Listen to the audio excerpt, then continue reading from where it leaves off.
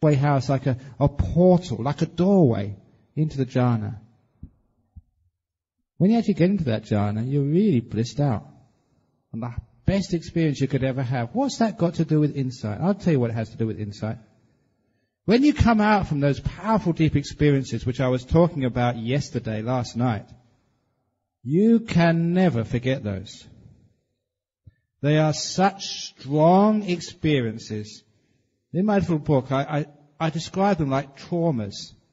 Like if you've had a bad experience, like being abused, have an accident, some terrible disease, you can never forget that pain. Because it's so intense. Now this is like a trauma, these jhanas, but with the opposite sense, they're entirely positive. But they are so strong, they leave an imprint in your mind which you can never forget. But a positive imprint. Which is why that when you come out of those jhanas, it's almost impossible not to look back and say, what was that? And also, why was that? What happened and why? Why was that the most wonderful experience? Also, because you want to get back there again, so you want to find out how to get back in there. When you come out and you look at them, you find some amazing insights. You understand, as I was saying yesterday, why the Buddha said that this body is suffering. There's not so much attachment to this body as suffering. Attachment stops your experience of jhanas. But it's the body itself and the five senses is dukkha. Sometimes when I say that, the people say, how can you say that? Have you never seen a beautiful sunset over the ocean? Have you never seen your first child being born? Have you never felt the bliss of falling in love? I'm a monk. Somebody once asked me, did you become a monk because you had a relationship with a girl which didn't work out? Did you become a monk to forget? I said, no, I didn't. That's not the reason I became a monk. See? You've forgotten. Come on, think about it. Did you become a monk to forget? I said, no. Because I said no, it's obvious I have forgotten. Okay, I'll leave you with that one. That's a Zen koan. You have to think about that for another day or two before you get the joke. But even like seeing or hearing like a marvelous symphony, all of that, everything which you think is the most wonderful pleasure and the delightful thing in this world, the bliss of jhana exceeds all of that. That's why, in comparison to the happiness when the body and all the five senses disappear, in comparison, all of the happinesses and pleasures of these five senses are suffering. When you know something more, when you know something better, you can never be entranced, even by the most beautiful flower in the garden. Because you know there's something more, something deeper more. Once upon a time, there was a little tadpole who lived in his pond. And one day the people told him, or rather the frogs in the pond told him, about the wonders of dry land. This little tadpole did not know what they were talking about. He said, what do you mean, dry land? And he said, in dry land, so there's no fish. In dry land, there's no reeds. In fact, every description of dry land was always, it's not this, it's not that. And so the little tadpole thought, there can't be such a thing as dry land. It's all just speculation. It's all just fantasy. There's no such thing, because I can't feel it. I can't experience it. In just the same way, some people think, Nibbana doesn't exist. Because when you ask the monks, what is Nibbana? They say the deathless, the unconditioned, the emptiness, not this, not that. They think, what are you talking about? That's a lot of old rubbish. It's like when I was a young boy. When I started getting interested in religion, when I started getting interested in spirituality, I used to ask the priest, the Christian priest in my school, what is this God business anyway? What is God? And they answer me like God is ineffable. Like God is, you can't sort of the nameless, that which is beyond all things, that which is beyond all things, like unconditioned. You can't give it a name. Beyond cause. And I thought, they don't know what they're talking about. If they can't give me a proper description of what God is, I thought such a thing doesn't exist.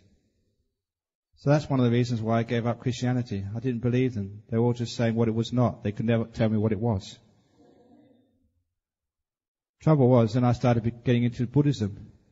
Then I asked my first monk, well, what's this Nibbana business?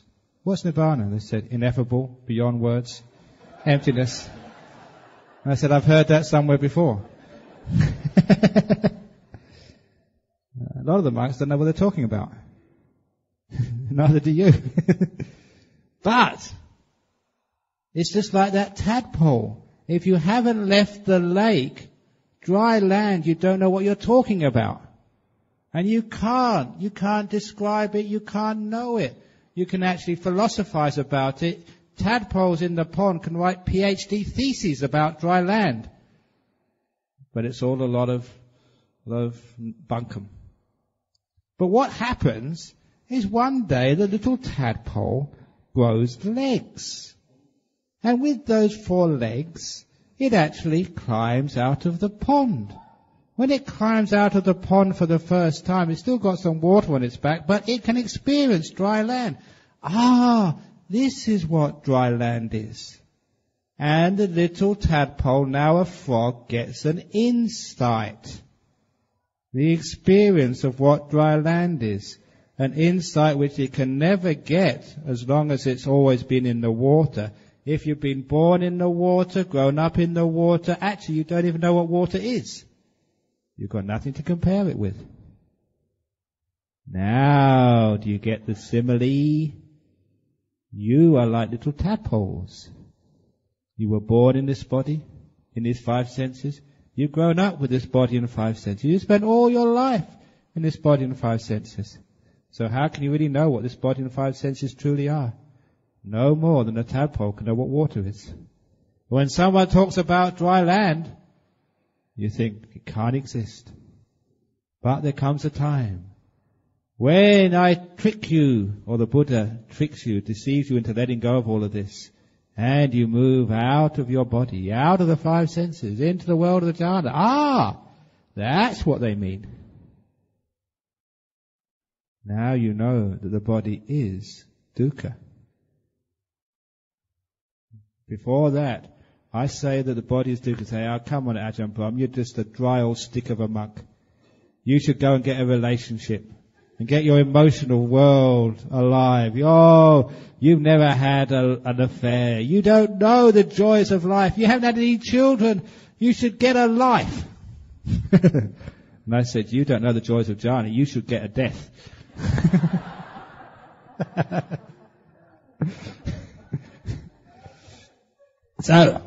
But when you understand these things, you have got what we call more data to work with.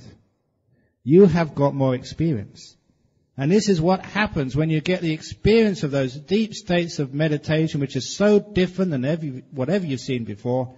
The body has gone. Your senses are no longer there. You're in a blissful state with just pure mind. That is going to change your perception of things. You know what the Buddha was talking about when he talked about samadhi, and how that samadhi is the path. Asamadhi, no samadhi, is the wrong path. That's in the Anguttara Nikaya. The 3s. You understand what's going on here because you have an experience which will change your life. The best bliss you've ever had. Now you know what happiness is. Now you know why people become monks and nuns. It's not a tough life. It's a blissful life. We don't do this because we're scared of relationships. We do this because we're into the bliss of jhanas. We're not negative, completely positive. A higher happiness, not abandoning happiness. And also you get these incredible insights into what the nature of things is. When you understand just the bliss of jhanas is much more delightful, how ever you're going to be attached to the things of the world anymore? Why would you trade a beautiful pleasure for a lesser pleasure. You can't do it. And also you understand what suffering is. I was very careful when I gave the simile of the tadpole, because the tadpole, when it grows into a frog, is still carrying some water on top of its back when it goes out into dry land. The person who's into jhana, they haven't let go of samsara completely yet. They're still carrying a little bit on their backs, but they have enough of a new experience to know what dry land is, to know what nibbana is, when all things cease. More than that, in these deep jhanas, you have other beautiful, amazing experiences. One of the other things, you look back upon that experience, is not only bliss and ending of suffering. Actually, the Buddha called the happiness of those jhanas, he called it sambodhi sukha. And when I first read that, I stopped and thought, my goodness, I know what that means. Sambodhi means enlightenment. He called enlightenment, he called the jhana, even the first jhana happiness, enlightenment bliss. And I know from a fact, and I know from the sutras, it's not enlightenment, but the point was, it's so close to enlightenment, the Buddha actually gave it that term, the bliss of enlightenment. So if you want to know what enlightenment feels like, I'm not talking about just all this, it's not this, it's not that. Not like the sort of Christian priests or the monks I first knew, who were just making it up as they went along. This is actually your experience. You know sambodhi sukha. You've been there, you've felt it, you've known it. You know enlightenment happiness, as described by the Buddha. You're getting an idea what nibbana is. And why in the text the Buddha said, nibbana paramang sukhang, nirvana is the highest happiness. It's very clear what that is now, because you've got that experience. I've already mentioned yesterday that there's terms like the pabhasara citta, the radiant mind. You've been to that radiant mind. You know that mind. Those nimittas are radiant. Many of you in the interviews have come up and say you've got that nimitta, you've seen it, and it is so brilliant, so bright, you think you're being blinded. For those of you who've said that, you'll come across a phrase in the sutras. Many monks talk about this, the pabhasara citta, the radiant mind. Now you can say, yeah, I know what that means, because I've seen it. Now I understand what insight is. It's experience-based. You've got the data. You see all these words. You made that connection. Ah, that's what it means. More than that, though, when you get into a second jhana, I mentioned this yesterday, one of the salient features of those second jhanas is you're absolutely still. Now, when I talk about absolutely still, I really mean absolutely. You can't be more still than in the second jhana. As far as stillness goes, second, third, fourth, all the other jhanas are exactly the same in their degree of stillness. You are immovable, like a rock, like a diamond. Now the point is, in that state, it's very strange to be still. Because you notice when you come out afterwards, my goodness, that was so still. What was missing? There's something in your ordinary experience which is no longer there. Just like the frog, first time out of the pond, there's something which was always was around it, called water, is no longer there. What happens for the frog is that what's missing is the water. For second jhana, what's missing is something we call the will. You. So often we think we are the one in control. We are the driver. I am the one who decided to come here tonight. I am the one who decides to scratch my neck. I am the one who you scratch your neck as well. I am the one who decided to put the hand in front of the mouth. I am the one who decided to say this. Are you the one in control? Are you the will? If you are, what happens to you when you're in second jhana? Because that is completely gone. There is no will left.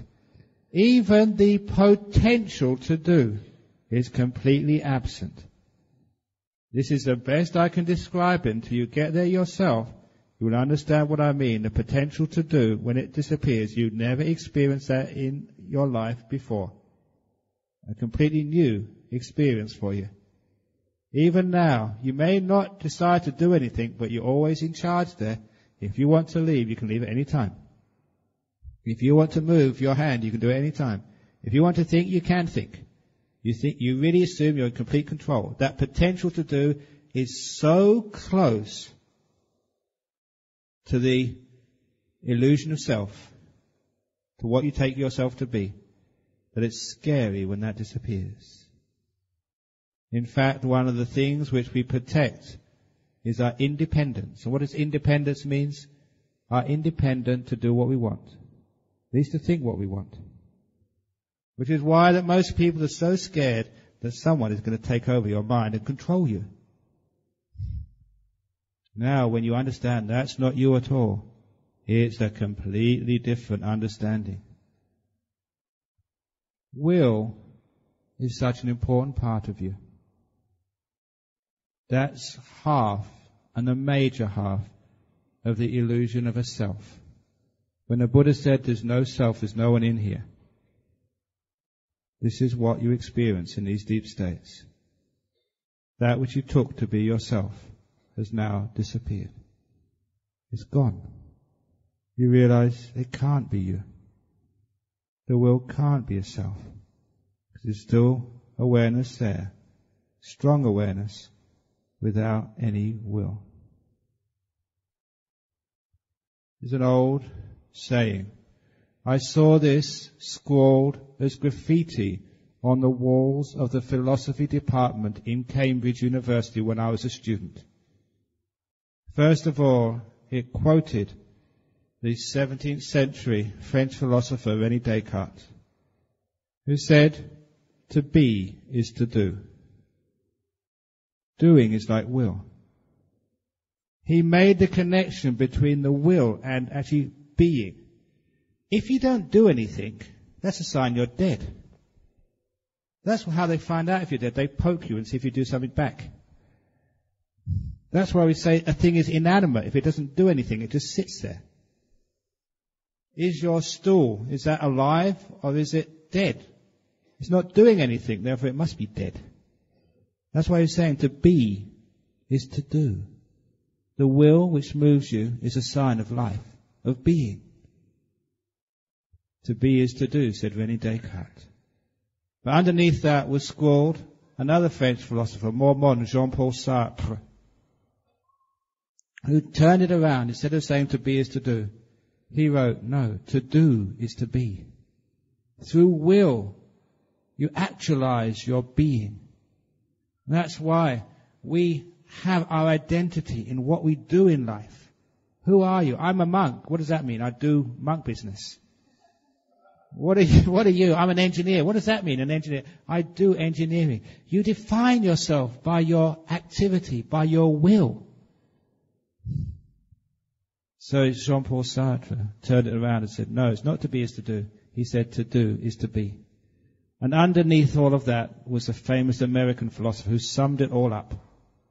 He was saying, to do is to be, that's wrong. To be is to do, that's also wrong. The American philosopher said, doobie doobie do, and that was Frank Sinatra.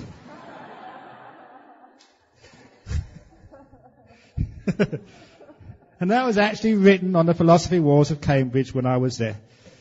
And every time I get serious with deep Dhamma, I also have to make a joke to keep people awake and alert. But it's true, in that jhana, the doer disappears. There's no one there. That changes a lot of your life. You've got a great insight there into anatta. That's often enough to get you enlightened. There's no one in there. My goodness, if there's no one in there, where can craving be? You've all heard the Buddha teaching about non-self and emptiness. Now you're actually seeing that emptiness. It's not a word anymore. It's an experience. What about impermanence? Sometimes people don't know how impermanent impermanence is. Sometimes these experiences of deep meditation, they just shock you. Sometimes it's like watching your TV set. Imagine there was a TV set with 6 channels on. The 6 channels of sight channel. Channel 2 is hearing. Channel 3 is smelling. Channel 4 is tasting.